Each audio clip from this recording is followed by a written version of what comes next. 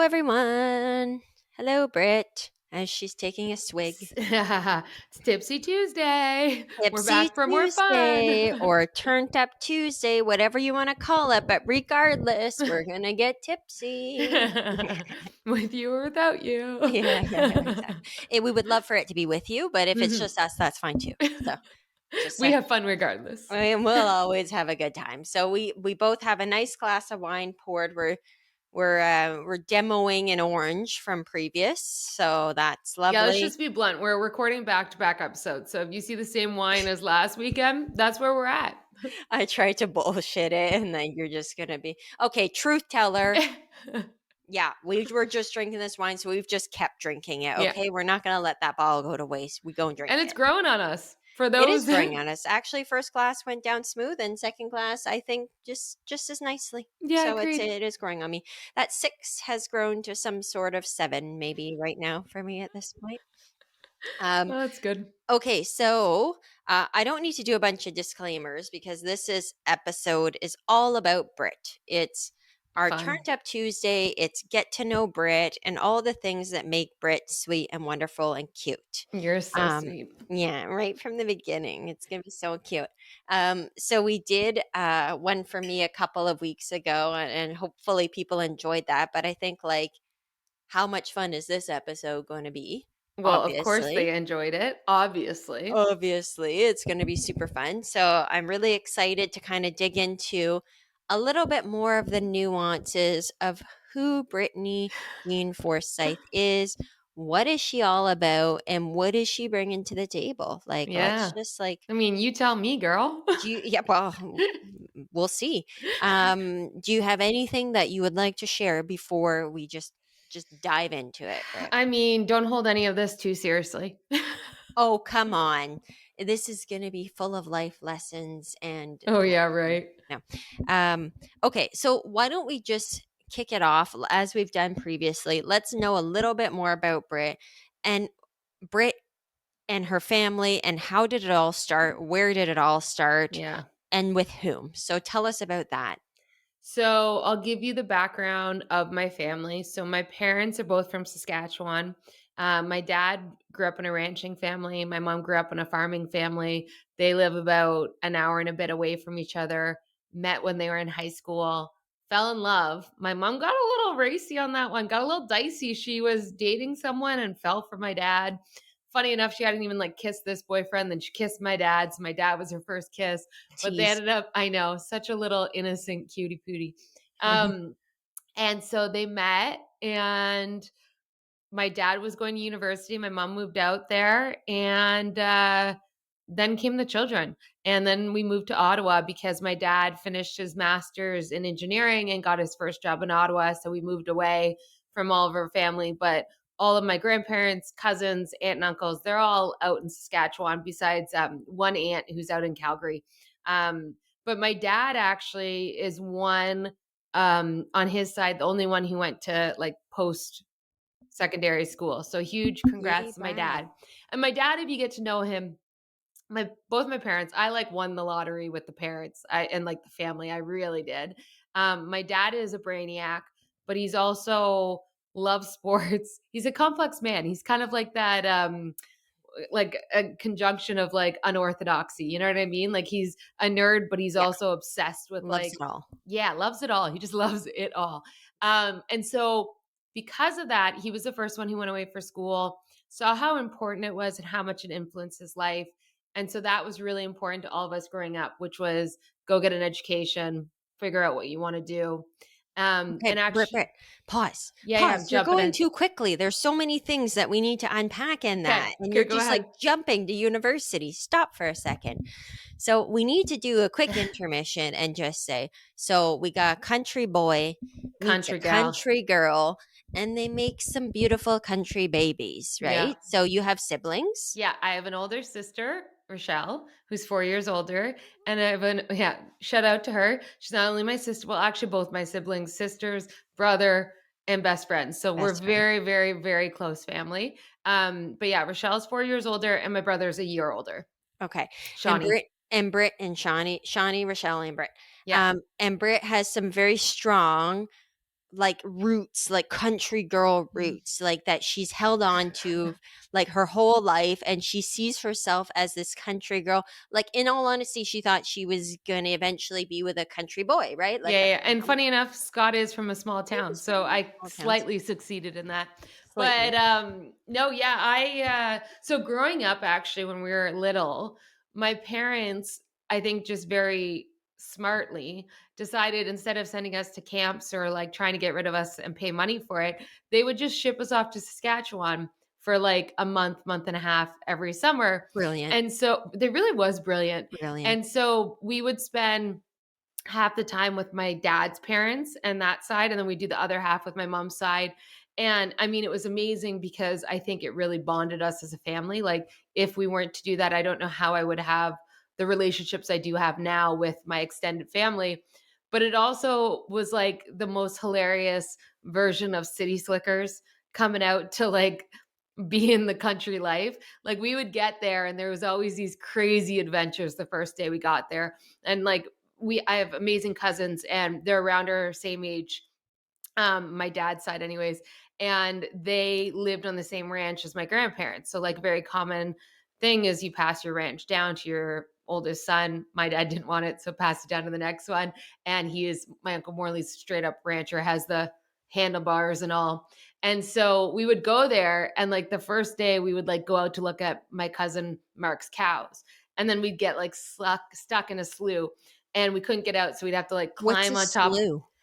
It's like when you're driving out in the pastures, it just looks like grass, but then when you go into it, it's like swampland and it's water and it just sinks down. So the Okay, car we're driving, looking at cows, like cousins showing us his hundreds of check cows. out my cows. Oh yeah, that's what you do. So we're Check checking out out the these cows. heifers. I Yeah, love it. yeah. The bulls were out there too, so we got a little anatomy lesson, which was exciting. And then the car got stuck, and we're out in the pasture with all the cows and bulls, and we had to go out the front windows, jump on, like crawl on the hood of the car, and then try and jump as far as we could to get out of the slough without getting cut or getting caught. Sorry. And Is then it we like had to walk back an hour and a half back to my grandparents' like house on the ranch because there's like they have so much land. right? And we brought my little cousin Mason at the time, who was sick with a fever, but we convinced him to come out. So we're in this like two-door red, I think they called it the Devil, like that was the car name. We go out, we crammed like 8 of us in there, which not this is country You living. could get away with that Yeah, back in the but then we day get there. stuck, and then we have to piggyback him all the way back home, and it was just like a crazy adventure, but that was the epitome of every time we went down there. The first day was just something. We used to ride horses and bring the cattle in for AIing. It was quite an experience growing up, and I really fell in love with it, especially because it was family and fun and adventure, and so I always thought, I'm gonna end up out here maybe or with someone. I had dreams of getting married young and starting a family young, and as we Yeah, all know, that didn't happen, but better things did, but that and was my ambitions. you're you can't be getting your hands dirty like that, Britt. Like, Oh, let's I be was. honest. Well, you can back then, but now, no, no, no, Oh, we yes, can't be yes. having I that. would still get Scott one my husband would. He'd be like the little priss, but I would be doing it. Was that the word she was gonna use? We'll just leave it to everyone's imagination. So Love them. let's quick Okay. interlude. So quick interlude on that. I bought Britt some little best friend necklaces Oh, yes. recently, and they're just something little that stuck out to me. Can you And see mine's hers, a cowboy boot? yeah, and mine's a little cowboy hat, and And they're she gave little, them to me on my birthday, yeah. and I had been drinking, but I think the reaction I gave you, Chels, for this gift was maybe a little over it. I got so excited. I was like, Like, wow, "Not she only do really we loved have that. best friend necklaces, they're country themed." I was having a time with I it. was like, "Oh, wow. Wow, what a great decision, Chels." And then the next day, Brett's probably like, "Wow, what a cheapskate. This is No, like what I we loved it. wanted." I Like, yeah, still love it. there It's was so other things, yes, okay, there but, like, was. this was, like, a sentimental thing, and so now we're both wearing our BFF necklaces. Yes, you can be 36 and have a Uh, BFF necklace. I'm hell just yeah. telling you, you Yeah. go and buy one, and you do you. So, we have a country theme right now. I'm just putting it out there. Yeah. Everyone can have a BFF necklaces. They're coming back, Yeah. okay? Back from the 90s, they're coming back, so go Yeah. get one. Don't be ashamed. Okay, Yeah. so this is Or an our sweet anklet little or a necklace. ring, whatever you choose. Oh, ring would be great too. We could do Yeah, that. okay, well, someone's Um, birthday is coming up, we'll see. It's an engagement ring, but between friends, like, you know what I mean? Like, yeah, I feel How like we could fitting. be in an engagement. We're going on over 20 years of friendship, I so, mean, cheers to yeah, that. like, it's almost like a marriage at this point. So cheers to one of the most well, probably the happiest relationship I've You ever be been in. careful. Don't listen to this, Gary. Just kidding, just kidding. Non-romantic relationship. There we Okay, go. Clarification. I'm sidetracking. Okay, Brit, country girl Yeah. So that does was not my meet early country years. boy yet. Yeah, like, that's No, the early years. Tell me about no. Ottawa and growing up in Ottawa with Grew your up in family. Ottawa. Both my parents were actual entrepreneurs. My dad, more stereotypically, he started, well, he worked in mechanical aviation engineering and then ended up starting his own company. And so at a very young age, I kind of saw that in the forefront. But my mom also did that. She had a sewing company. And so she was the top, I wasn't even just seamstress because I feel like that's like alterations. She would design, make patterns, sew, bead, like the top Canadian figure skaters, dance, swim, all those things. And so I was very lucky that I had two parents that loved each other a lot and still do. And so I saw a really strong partnership between the two of them. But I also saw two people that worked their butts off and put themselves out there. And especially my dad just like had the drive and determination on the work side to really push limits. And so growing up, that was really cool. I don't think I realized it as much until my later years, how much that influenced both of them. But I was, in or in high school, sorry, I was kind of the glue in my friendship, um, both with like extended groups and my more immediate. I had some pivotal moments growing up where I think I was really tested with different things. One of my friends um, had some really challenging times and tried to commit suicide, and I was there and helped through a lot of it. And growing up, what I realized was I was that caregiver. I was that person that could manage high stress moments and really care for people and help people get through things. And it was kind of a superpower of mine. And so when I was in grade 11, my dad actually got me an opportunity to do a co op under an HR supervisor. And so I remember being there and watching her. It was this corporate environment, all men executives, and then her on as a leader. And my desk was right outside of hers, and I used to watch everyone go into her office. Like it was like a revolving door the whole time.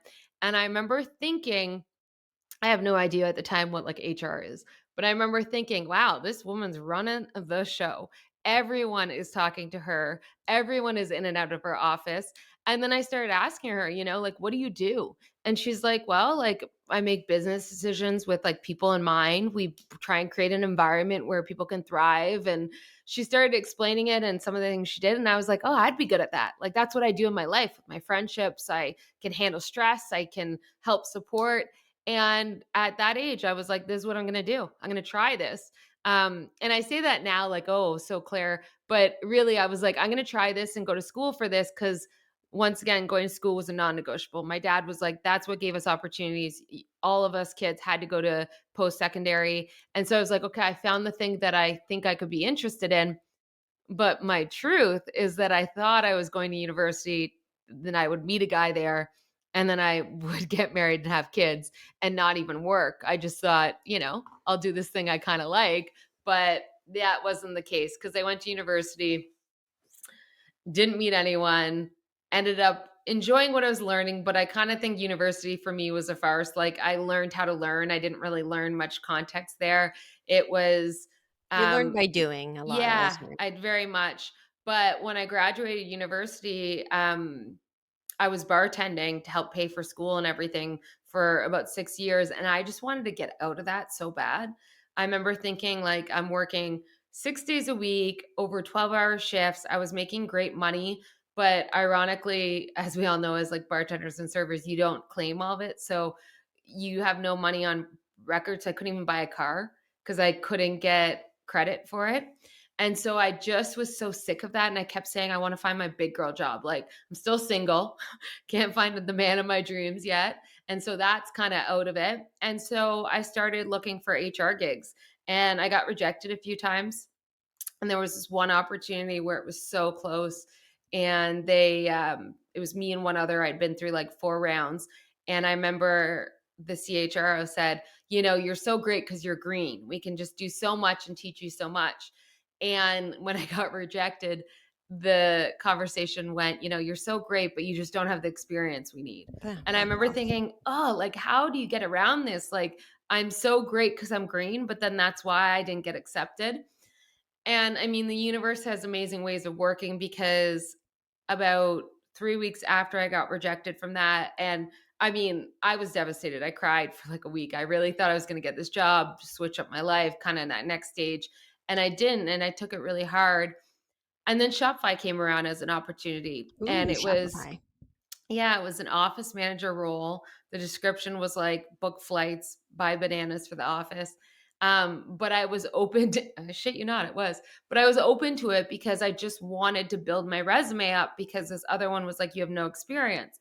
And so I went in and met with them, and I honestly, like, fell in love with the people right away, and I would not have had that unless this other company rejected me, and that other company got Edge point. sold 6 months later, and so the whole team got fired anyways. So I Ooh, would have been back on the streets looking had I done it. So, like, it back is in the funny how streets. things work out, Yeah. and you don't know in the moment, but in reflection, you're like, "Oh, there's always a bigger plan."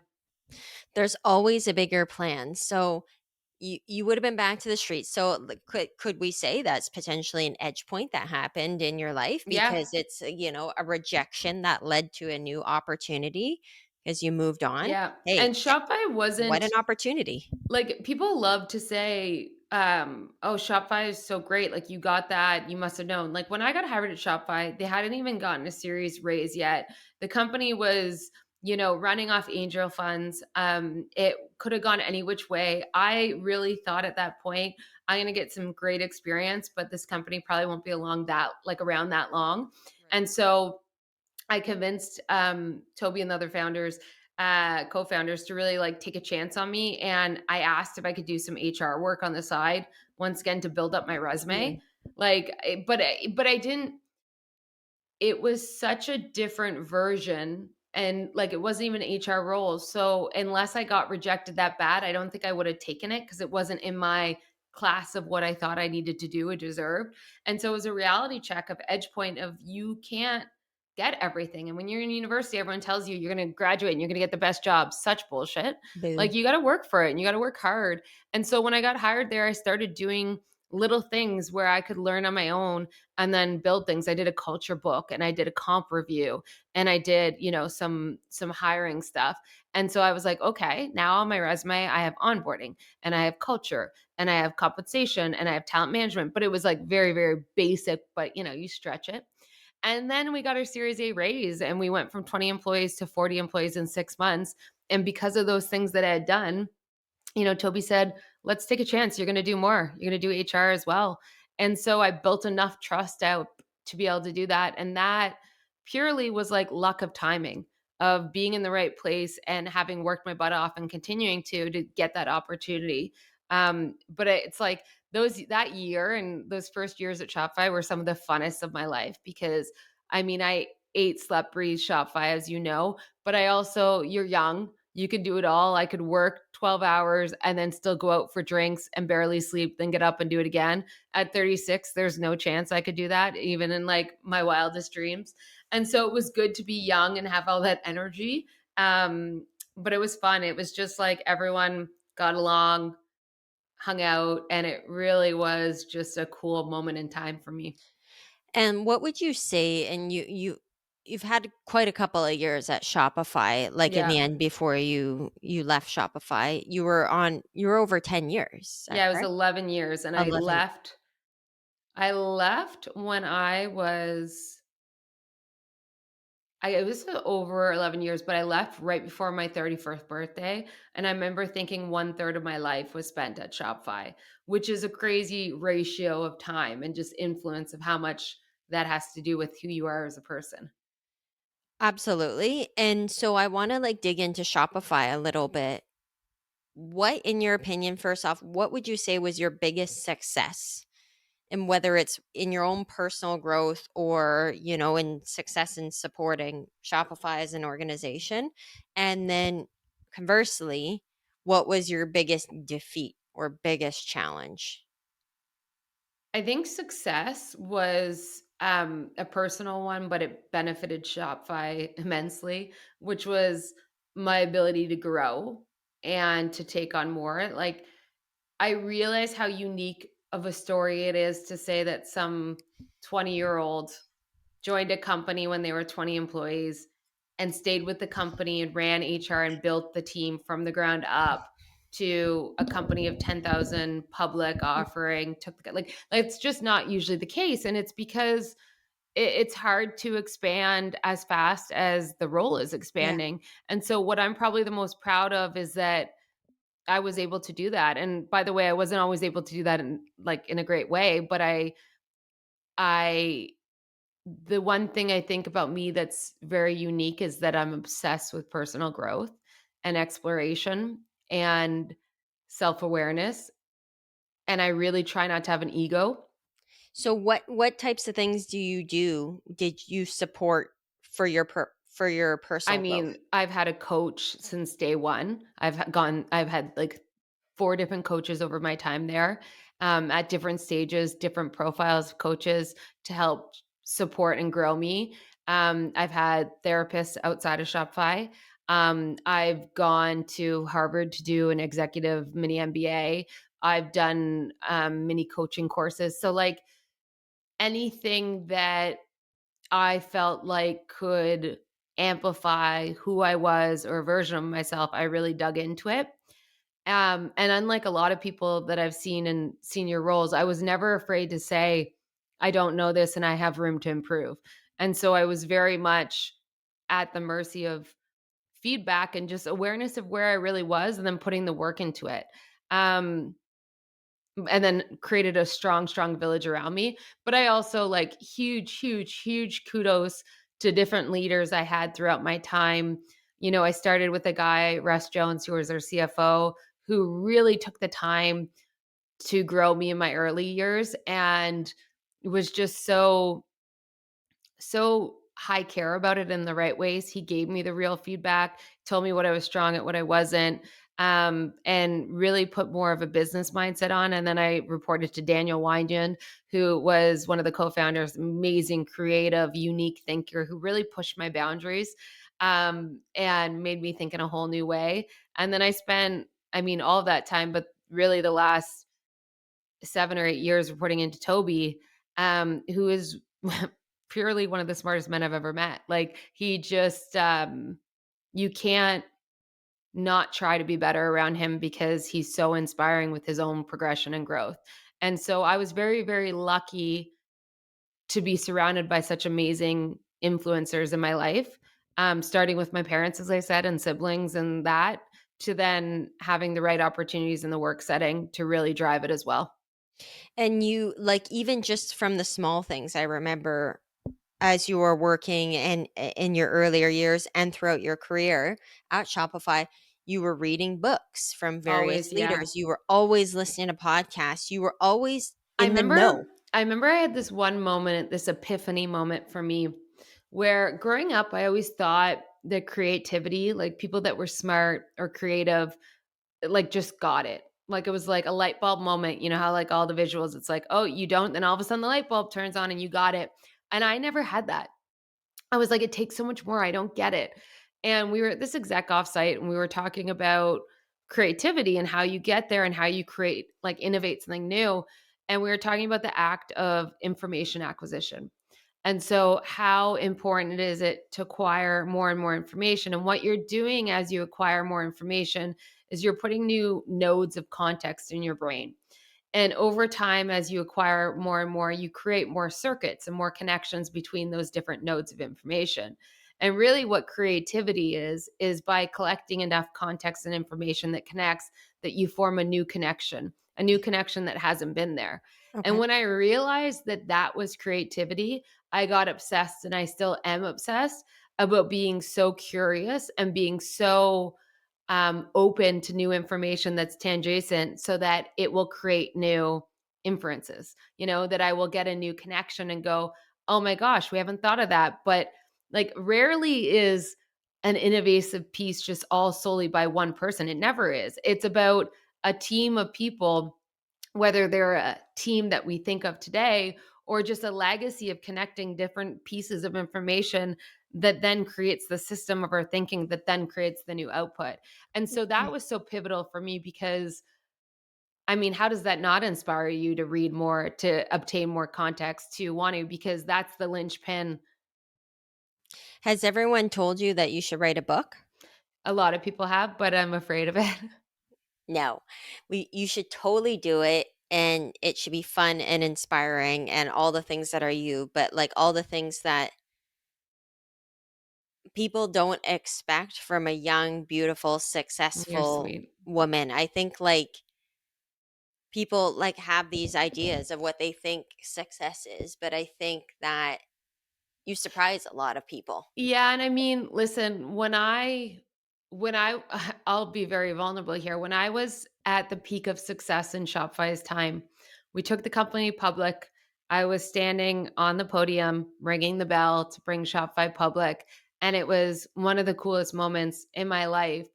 And fast forward 6 months later, and I was driving to work crying almost every day because I had built up all these notions of what I thought success was and what it would look like in my life. And once I achieved these things, I realized that I put all my eggs in one basket. I didn't actually have hobbies. I didn't spend enough time with friends and family. I didn't have a romantic partner. I didn't have the kids and family I wanted. And it was this harsh wake up call for me to say, what does success really look like? And Mhm. it's not all around one thing. It's what's the right word? I was going to say a profile of things, but it really is.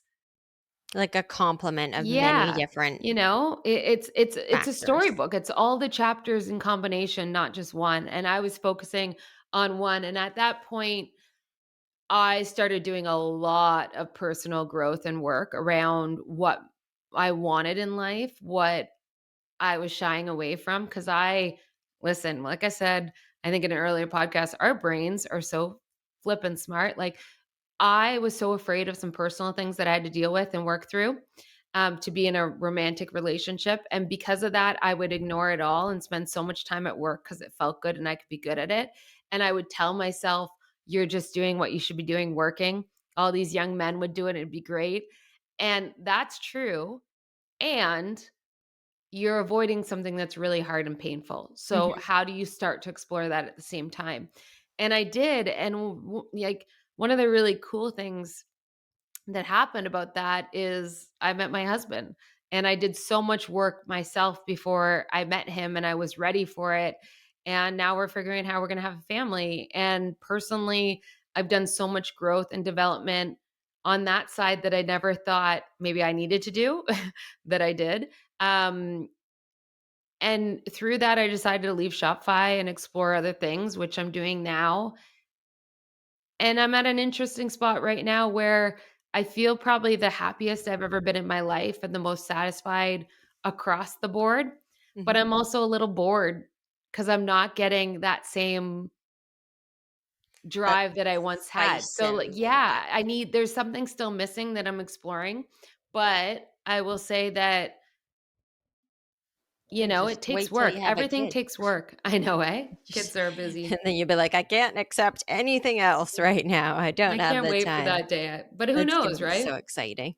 Well, okay, so let's rewind a second. So I know that when Shopify went public and you say like you were going to work and you were crying, but it wasn't until a few years later that you met your husband now, Yeah, yeah. Scott. So like There was, like, 4 years of deep work. 4 years of so you're doing all this work. So let's go to that point when you really, really started digging into that personal side of I'm out there and I'm not just here for work and I want all the other things. And then how did it come about in meeting Scott? Like, did it feel organic? Did it feel like you really had to work on it to like I get to mean, that? it's interesting because so, like, when I had that realization that I needed more in life than certain aspect than just work.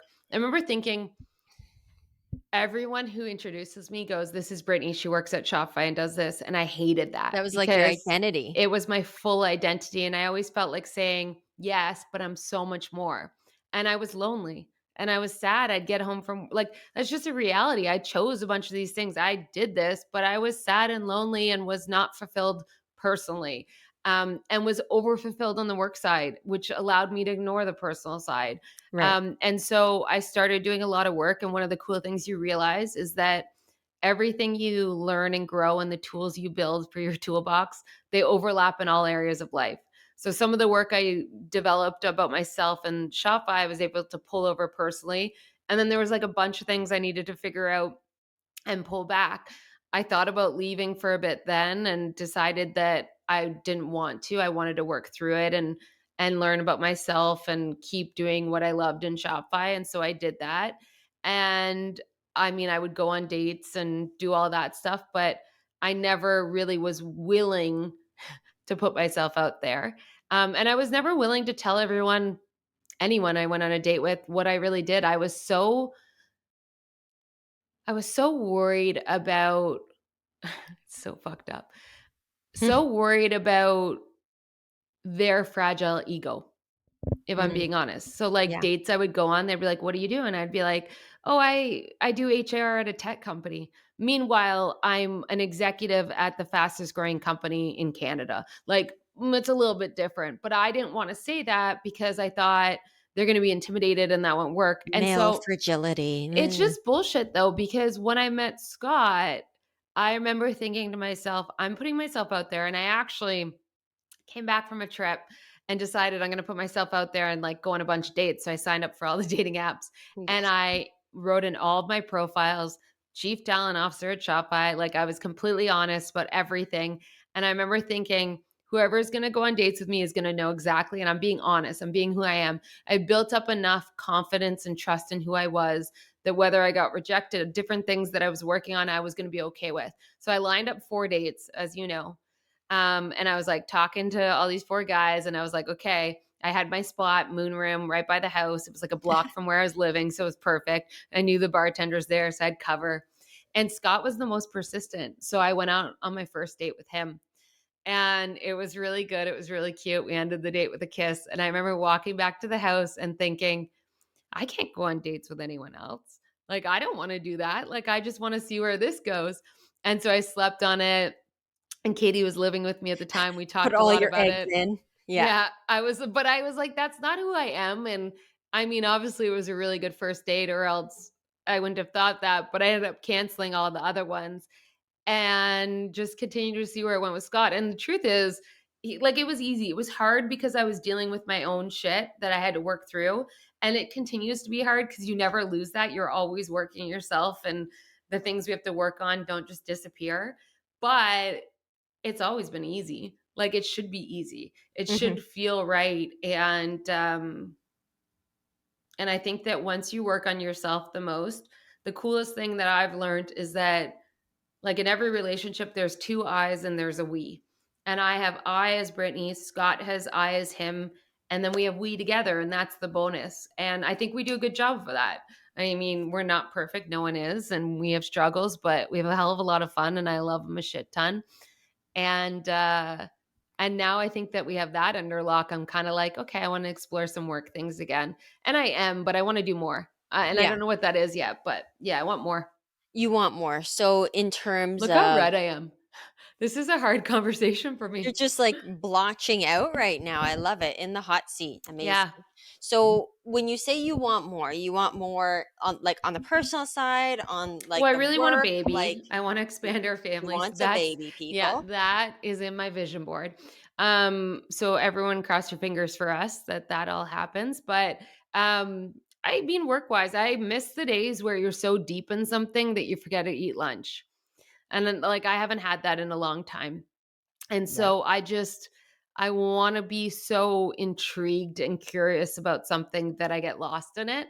And I haven't had that. And so my plan right now is to just get curious and experiment. I think the other realization actually is that I really like doing hard things with people I like. So Mhm. this podcast has been a lot of fun because I've been since I left Shopify, I've been doing a lot of consulting and advising, but alone.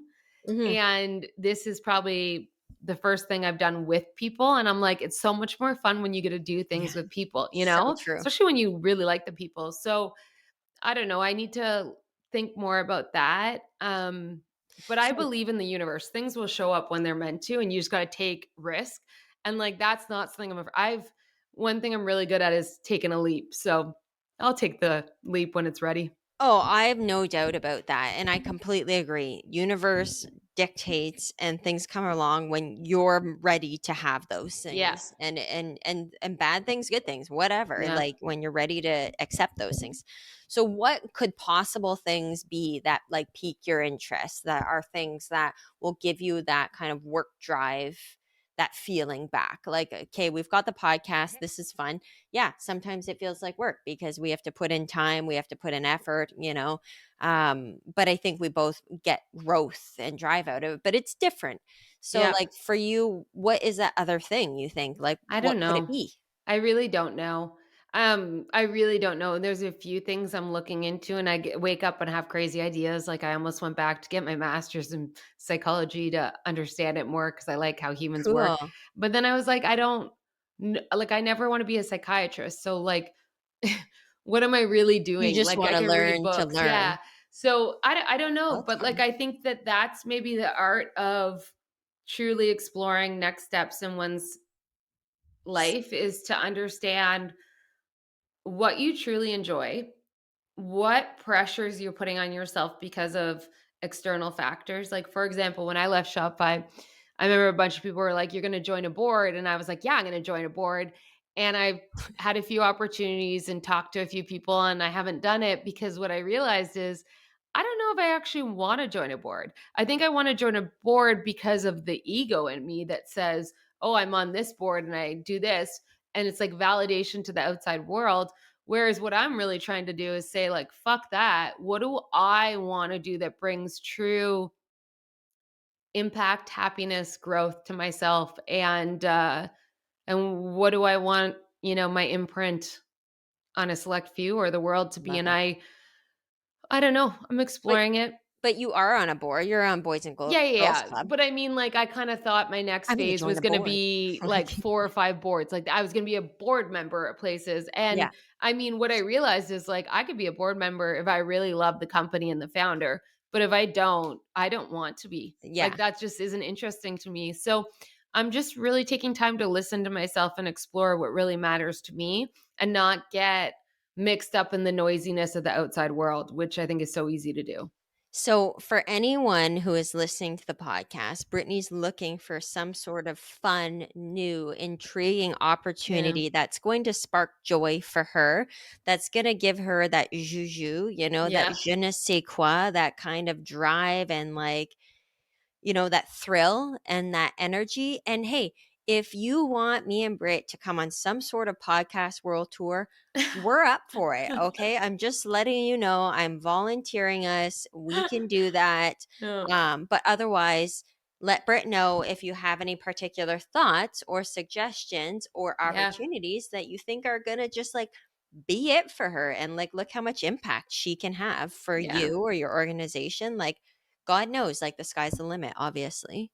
Yeah, I mean, I think a big fear of mine when I left Shopify was that I peaked too early, that was Yeah. it. And now what I realize, I mean, since leaving Shopify, I'm, an angel investor. I'm an operating advisor at a VC company. We're doing the podcast. I'm consulting. Like I have an array of things and I realize the sky is the limit, but I want to peak in a different way. So yeah, it's just You know what's interesting about all the things you have? You're an angel investor, podcasts, you're supporting other companies and organizations to grow. But you know what's kind of amazing about, when you worked at Shopify or any job where you're like a full on employee? yeah, You you're an get the operator. good, the bad, and the ugly. And sometimes the bad and the ugly is so fucking thrilling, You're right. like the shit that goes down and the Yeah. stuff you have to deal with and what becomes of you from being You're spot through on. those experiences is it's the ugly bits that kind Yeah, of lure us in, that are, like, tempting and I kinda know. sickly crazy, you Well, know? and when you're in it, you love to hate it, but when Yeah. you look back, you're like, "Those are the Holy moments shit. that I grew the most, that I learned the most, that we went to war as a team." Like, I it's know. just extremely uniting. From, like, defeats and, Yeah. massive Yeah, you're spot challenges on. or massive disappointments. I think right now, you've got rainbows and sunshines, and that's perfectly fine, but right now you need a little bit of ugly, a little bit of thunderstorm, a Yeah. little bit of something in there that just fucking kicks it up, It's like you when know? you're in a marriage and everything's going good, but you're kinda always annoyed and you're like, "I just gotta start a fight. We just Yeah, gotta get hate into sex. it, and then we move forward," you know? But it is kinda like that ugly to make it better. It's true. That's a really good, connection to that. Okay, so, like, just what's on the horizon for you now, but, like, personally? Like, you got you and Scott, you're working, you've told us what you're up to. What does the next 6 months look like for you guys? What does the next year look like for you? I honestly don't know. I think that's the beauty of the future is that so much of it is unknown. What I do know What are is the things that you know? we'll be in Ottawa for the summer, then we have our house in Arizona for the winter, so we're gonna go back there. We're gonna enjoy a lot of moments and adventure. Um, you don't know when your family will expand, so until then I want to like have a lot of moments with Scott and cherish when it's just us two, so that when it's three it's a nice expansion. So we're going to do a lot of adventures, travel, and I'm going to really try and focus in on what I want to do and how I want to spend my time, and probably with that experiment with a few things. um but I Yeah, I mean, it's more of this with trying things and probably failures and learnings. Being in the moment, Yeah. enjoying all the little pieces. I think what I've noted, since you've been spending more time in Arizona, and that's like want for me and like sad and depressing, though it's really, really fun to visit you as well, is like all the parts where you're here. And I would never want to live on a relationship where it's just like, okay, just the parts you're here and that's amazing. Like, obviously, we have a very, very solid Yeah, yeah, foundation of yeah. having spent a significant amount of time together. But it does make you look at things and go, like, every moment has to be really enjoyed. Yeah, And, like, what's the best parts of every moment, whether they're good or bad or whatever the case may be? What is it? And I think that's like what some of us have learned. Like, you've gone on your own journey in the last year and you've moved and you've become a different person because now you're a couple and now yeah, you have different priorities and you have different wants and desires for the rest of your life. So, like, all the people that are around you have also gone through this same type of journey, and we're trying our best to embrace like the Brittany moments, like yeah, the right now, like when we're all together right now. And then when you're not with us in the fall, possibly when we're together again, like whether it's on our trip to New Orleans or at Christmas, like, I those do moments. find I do find in general, like, I've had, I mean, as everyone does, we've had some hard, health related scares in the past year. Um, and I find specifically more recently, I'm just so intentional about who I spend my time with, how I spend it, quality time, enjoying it. I think Quality. in Yeah. life, we take ourselves too seriously. I think we plan for the future and don't enjoy the now. And I just think there's so much bullshit to it. It's like, why? Like, I was on the golf course, which I'm on a lot, but talking to someone and they said, my dad retired when he was 68 and he worked an extra 5 years so that he could have more money for his retirement. It was always like, once I'm done, I'll be done and we're going to have such a quality of life. And 3 weeks after he retired, he had a massive heart attack and just Oh my died. God. And No.